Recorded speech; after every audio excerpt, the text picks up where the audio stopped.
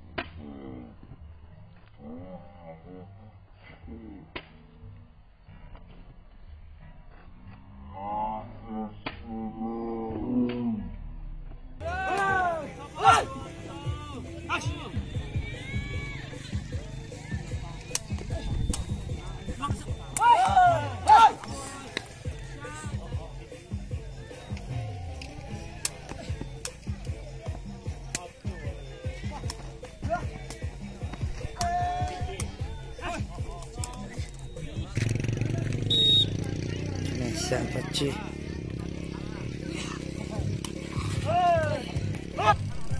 ta chỉ nó khả năng là gì ta chỉ nó ta là gì là ta phải chỉ xem gì sẽ ta phải kêu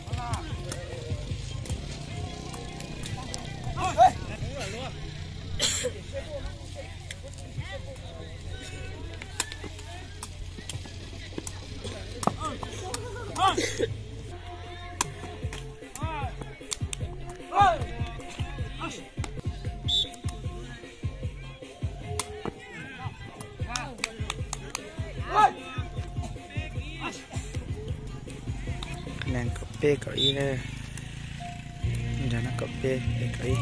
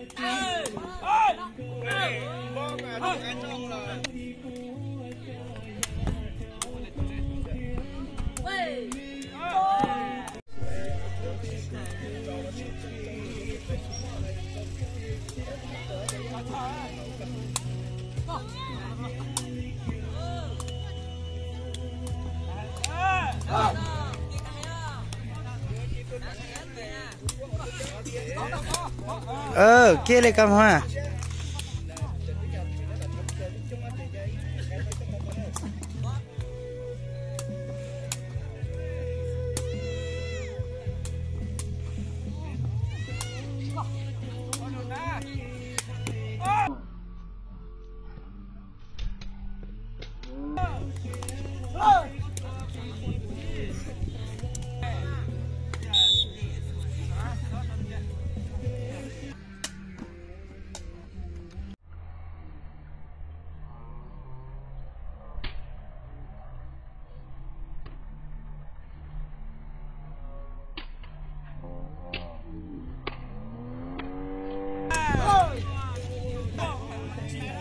Ở đây có chỉ trong rạng, chỉ trong lẻ bắt tay đây.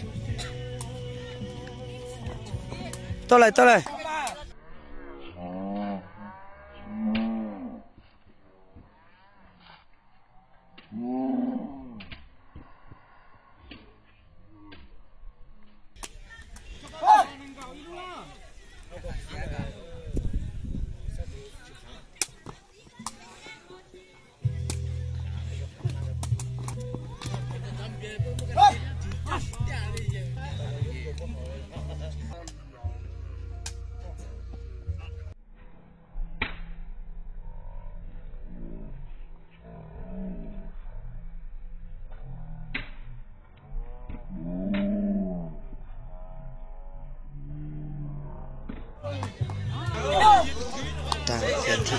Kiện thị nó tận ở từ tàn gì nè, chả sẽ kiện nó âm sẽ ở từ trái nó kia một con chả này.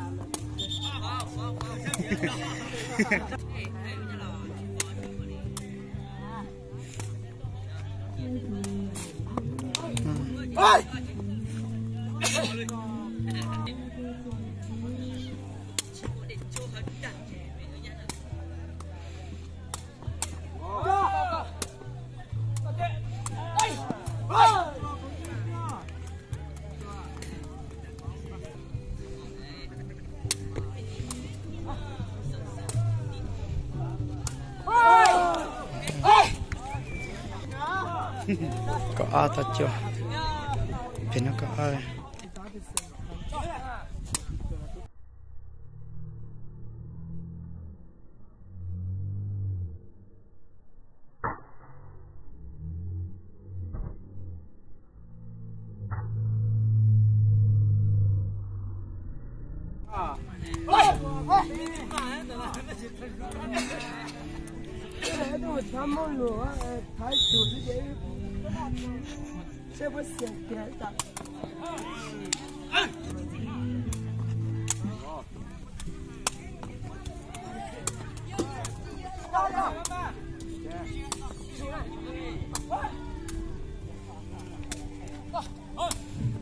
nhớ không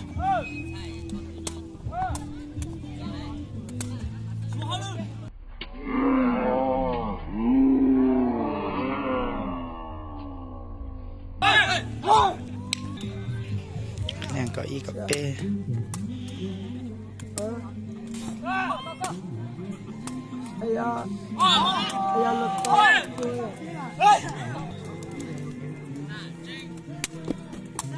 tôi là tôi nhân ra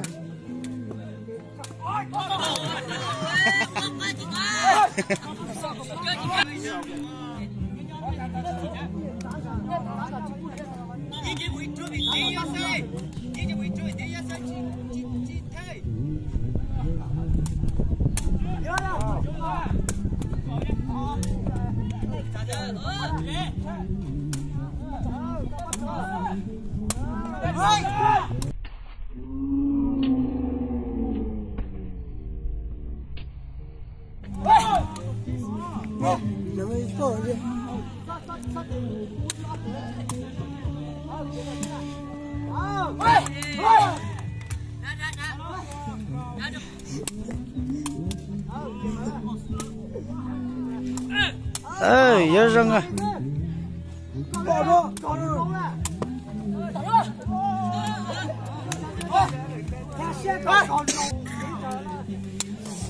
men có tê có trò nó sẽ thế à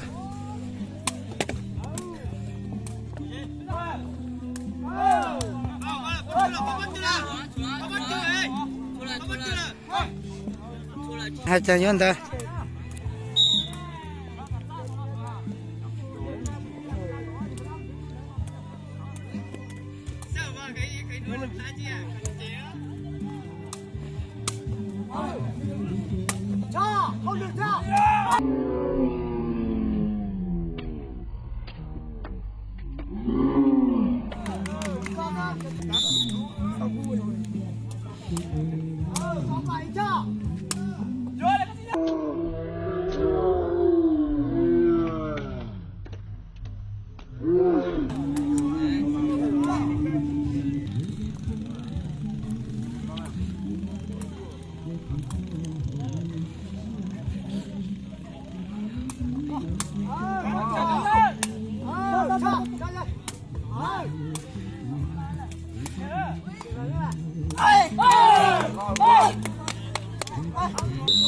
hát sạc cái này của chú rong sao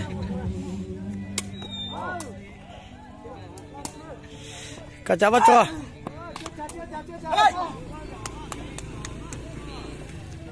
chen đó xem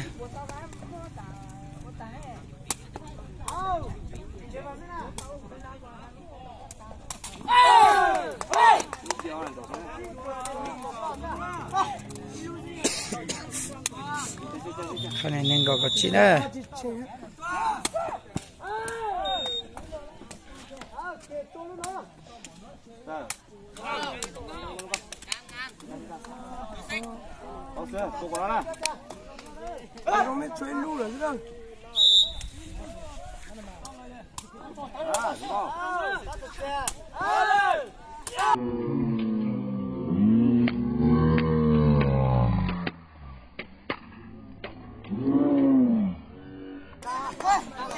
nè, ở tập bên là thị y này xong nó này, xong che, khổ này, thị y, rồi, cho nhà nem hồ là này,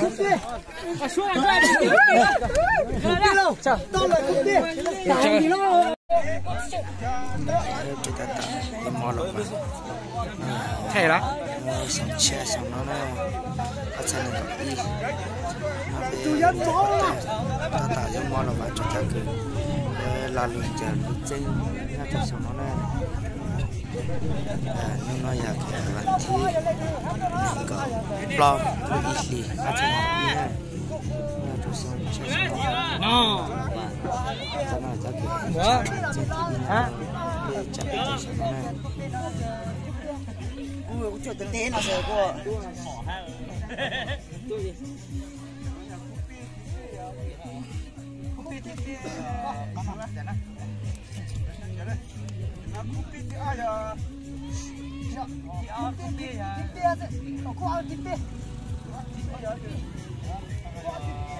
Tunggu macam cak eh. Itu makan hai.